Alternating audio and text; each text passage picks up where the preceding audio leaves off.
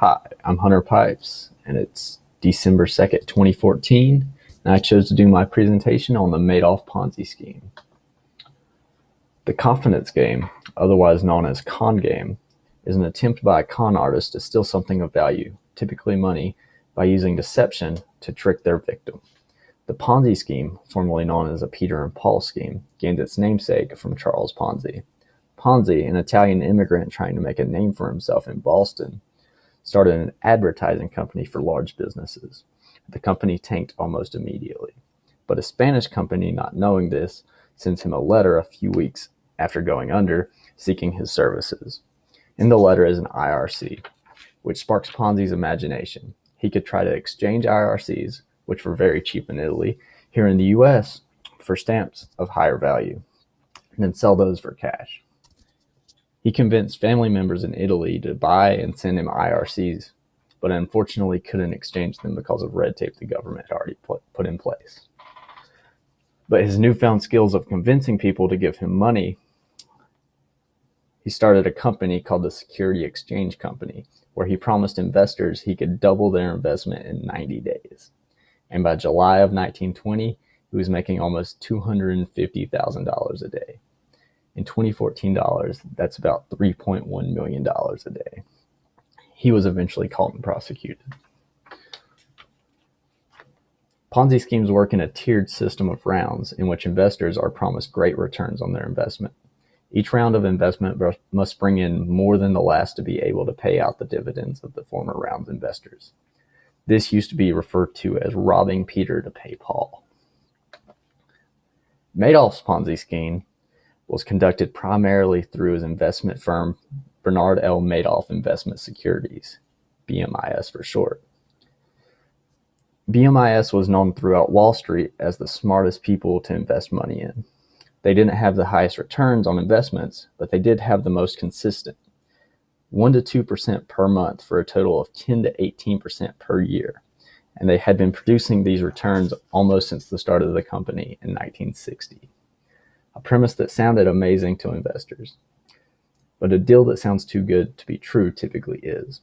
What Madoff had accomplished was a vast mise-en-scene, or a great theatrical event, in which he set the stage to fool investment advisory customers to invest their funds into shares of common stock, options, and other securities, but in reality would deposit their funds into a massive bank account.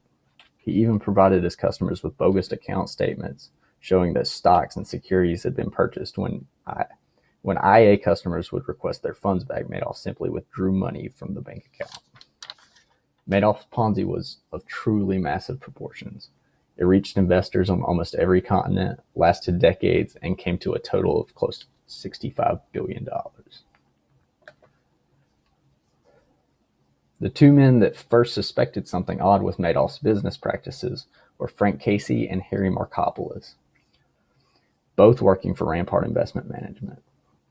Casey at the time was trying to develop a new product for Rampart. He heard about a manager in Manhattan that was putting out a return stream similar to what he was trying to meet.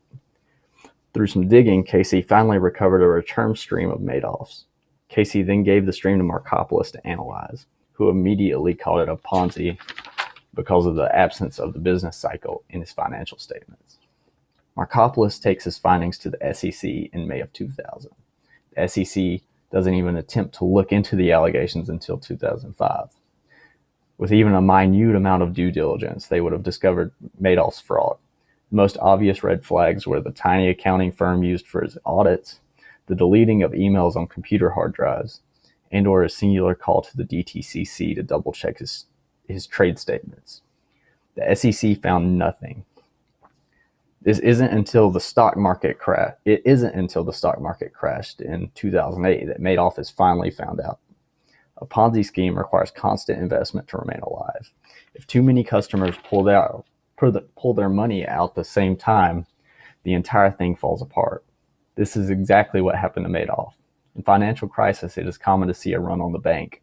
And if the banks are the reason for the crisis, like was the case in 2008, then you pull it out of your investments. This was ultimately Madoff's undoing.